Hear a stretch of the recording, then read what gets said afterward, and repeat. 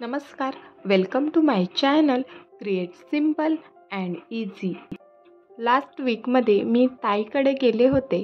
आम्ही बोलत असताना ती सहज म्हणाली, हा कॅसेरोल खराब झाला आहे म्हणून मी तो टाकून देते. मी पटकन म्हणाली, अजिबात टाकू नको, आपण याचं छान काहीतरी बनवूया. आणि मग काय, लागले कामाला. आम्ही फक्त कलर विकत आणले, बाकी सामान सगळं घरी होतंच. हा कॅसेरोल वरून जरी चांगला दिसत असला तरी आतून स्टीलचा असल्यामुळे त्याला तड गेल्यात, म्हणूनच आम्ही ठरवलं का त्याचं रियूज करावं. तर पहिली स्टेप आहे त्याला पॉलिश पेपरने रफ करून घेणे, जेणेकरून त्यावर पेंट करू तर तो व्यवस्थित लागेल आणि फिनिशिंगसुद्धा चांगली येईल.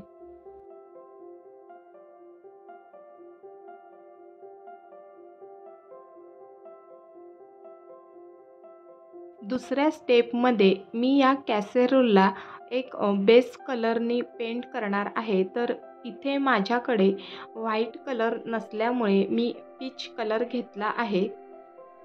हा कलर देऊन झाल्यानंतर त्याला मी रात्रभर तसंच ड्राय करणार आहे, जेणेकरून त्यावर दुसरा कोट व्यवस्थित बसेल. त्यानंतर ते अजून सुंदर दिसण्यासाठी मी 2 फुलं बनवणार आहे.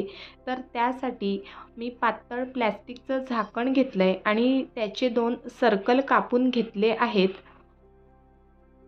आणि 2 कार्डबोर्डचे सुद्धा सर्कल कापून घेतले आणि ते एकावर एक स्टिक केले. तर मी या कॅसेरोलपासून उरली किंवा घंगाळ बनवत आहे, जे की घर डेकोरेट करण्यासाठी किंवा सणासुदीला त्याचा उपयोग करतात. मी इंटरनेटवर रिसर्च केलं, ऑनलाईन उरली कशी असते ती पाहिली. खूप छान डेकोरेट केलेले असतात. तर माझ्याकडे कॅसेरोलवर वरती डेकोरेट करण्यासाठी कोणतीही वस्तू घरामध्ये नव्हती. मग असंच ठरवलं की पिस्ता शेलपासून छान फुलं तयार करूया आणि ती फुलं तयार झाल्यानंतर खूपच सुंदर दिसत होती. ही पिस्ता शेलची फुलं कशी तयार करायची ही सुद्धा मी यूट्यूबवरच पाहिली, कारण मी याआधी कधी बनवली नव्हती आणि त्याचा रिझल्ट हा अमेझिंग आहे. रात्रभर कॅसेरोल आणि ही पिस्ता शेलची फुलं छान ड्राय झाली आहेत आणि आता त्याला फायनल कलर देणार आहोत. तर मी इथे मेटॅलिक कलर चॉईस केला आहे. मी इथे जो कलर चॉईस केला आहे तो ब्रॉन्झ कलर आहे. तांब्याचा जो कलर असतो त्याप्रमाणे हा थोडाफार कलर आहे.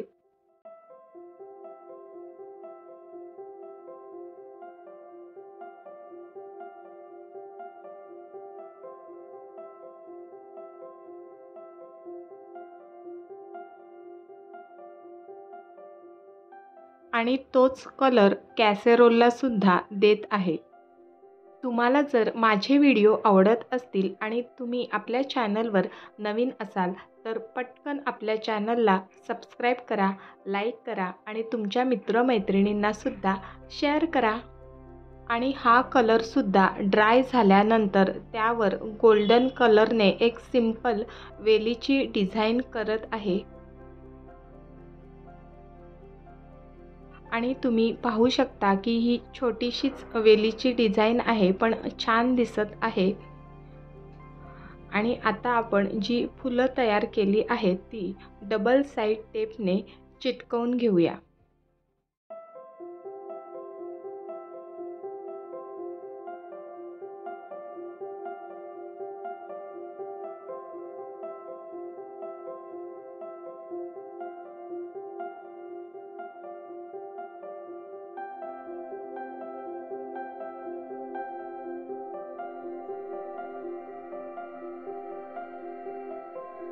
And it's done. तुम्ही पाहू शकता का अगदी टाकाऊ वस्तूपासून किती छान उरली किंवा घंगाळ मी बनवलं आहे. आणि आता ते मी तुम्हाला सजवून सुद्धा दाखवते.